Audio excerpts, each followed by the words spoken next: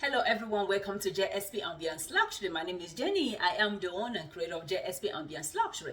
Today is the 3 things that you need in order to buy your house. So last week I made a video titled Credit Score, my personal journey to buying my house. I got a lot of feedback. Some people call me and were asking me some specific questions. So that's what I'm here to answer. What do you need in order for you to buy your house? So number one thing that you need in order for you to buy your house is your credit score. Do you know what your credit score is? Don't be naive like me. I didn't know what my credit score was. That was when my lender asked me, when my lender told me my credit score was 500, and I said, what is that? What does that supposed to mean? I didn't know. So moving forward now, I know that for you to buy your house, your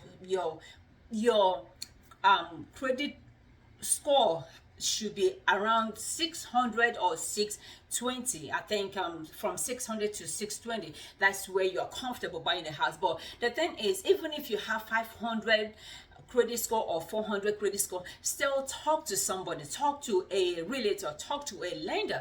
That way they can put you on a program. That way they can see your credit, and you'll see your credit report and tell you how to go about paying off your bills in order for you to increase your score. So when you check your credit and it's in maybe 300, 400, don't be alarmed, don't be frightened. Oh, I can never buy my house, I will never be able to buy a house. Talk to somebody, talk to people who fix credit. You can email me, or you can write on the comment section, and if there is any way I can help you, I will go ahead and help you, because I want us to empower ourselves. It's all about self-development. It's all about women development. So number one thing you need is knowing your credit score. Number two is pay stub. Do you have pay stub? Do you have a job? You must have a job, and I think you have to be at that job for 3 months. So do you have a job?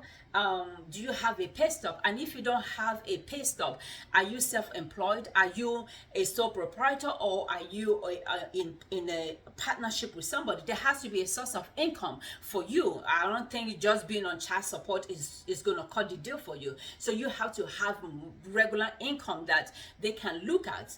And yeah, you have to have regular income. So pay stub is number 2.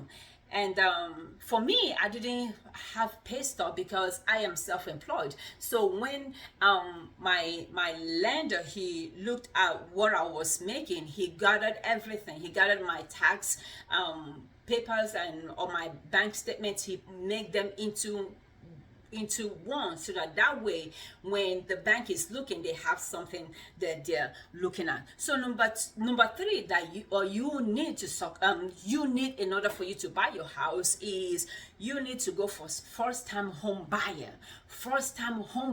There's a program called first-time home buyer. I know some family members that used it and they bought their house. I know some few friends that use it. They bought their house. One of my girlfriends, she used it, and she moved into a house. She got a grant for $10,000. So even if you have $10,000 in your account, or you have $5,000 in your account, you can keep it in order for you to use to move. If you go for first-time home buyer, when I went, it was 6 hours meeting that we did. Then after that, they ask you to provide all your documents. They will give you a guideline on what to provide. You bundle everything, take it to their office, or you send it to their office, and they will go through it and review. Then they will let you know what you approve of and what you are not approve of. For me, I was not approve of anything. They said I made little to be approved of anything. So that was why I went through a lender. When the other route, I think they call it FHA, or FHA loan or something, or conventional loan, I don't know what it's called. So I went the other route. I didn't get any grant. And so don't let other people's story deter you from your own, because sometimes when I was going through some of my friends that did first-time home buyer that got grants, we are like, oh Jane, your own is different. Your own is different. Everybody had opinion on what I was doing, and but mine was different because I didn't have a pay stub.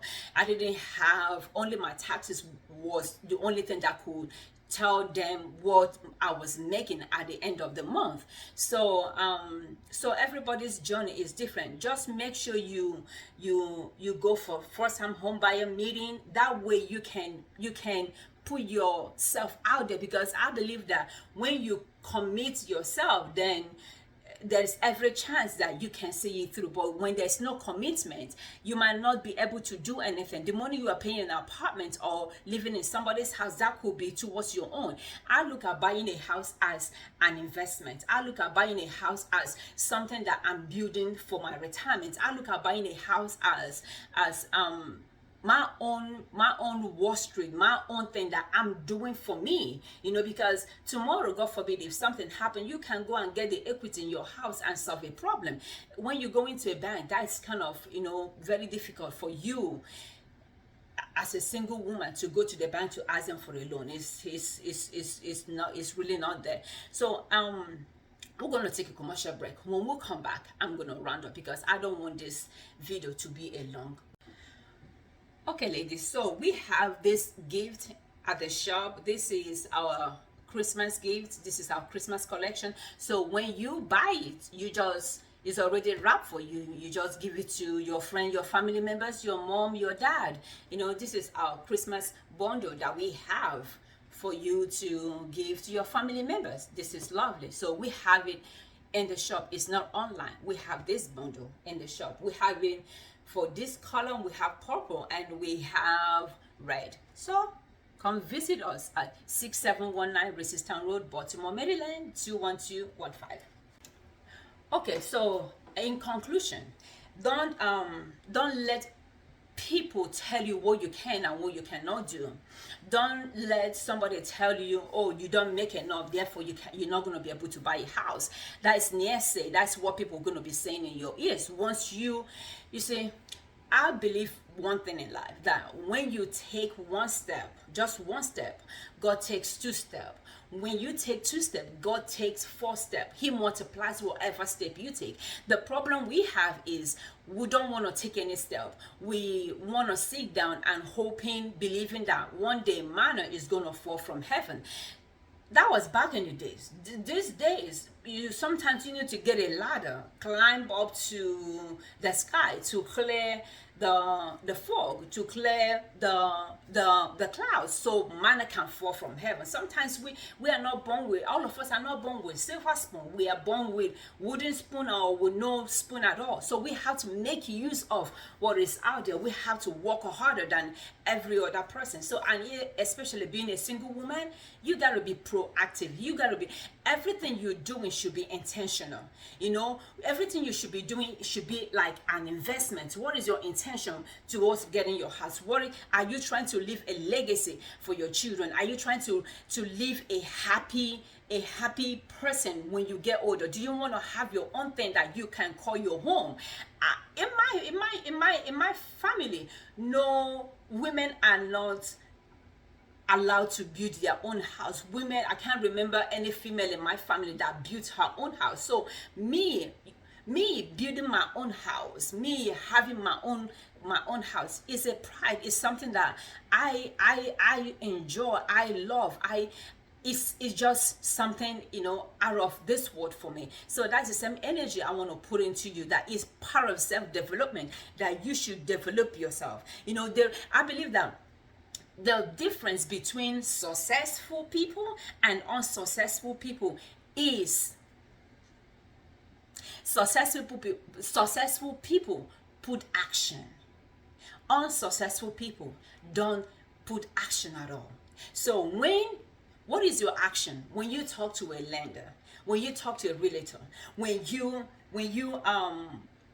you talk to them, they show you what to do, and you follow through with what they tell you? Is it going to be easy? No, it's not going to be easy. My house took 9 months for it to go through. From the time I started my house to the time I went for closing, it was 9. What is 9? It was 9 months. But guess what? I have people praying for me. I have families praying for. I have customers. I have friends. I have people praying for me. At the end of the day, it went through. At the end of the day, I was happy that people were standing by me. My friends, were standing by me. That's why I treasure them so much. So the way they stood by me is the same way I'm giving you the courage. I'm giving you the strength right now that you can do it. The Bible says, I can do all things through Christ that strengthens me. And listen, never you compare yourself with somebody else, because this person did it this way and it worked for them doesn't mean it's going to work for you that way. Just say, Lord, lead and direct me. Lead and direct me. Lord, lead and direct me to that house that is mine. Lead and direct me. That's all you need.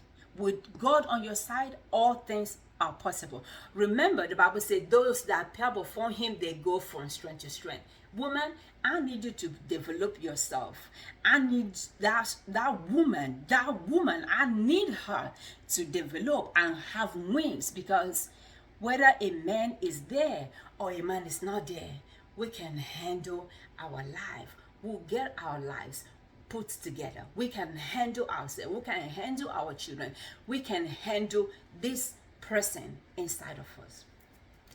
Until we meet again, ladies, remember to go on my website, jsbambienceluxurycandle.com, to order our candle, and also come to the shop, 6719 Racestown Road, Baltimore, Maryland, 21215. I would love to see you. Until we meet again, have a good night. And remember, the Lord is the strength of a woman. Mwah!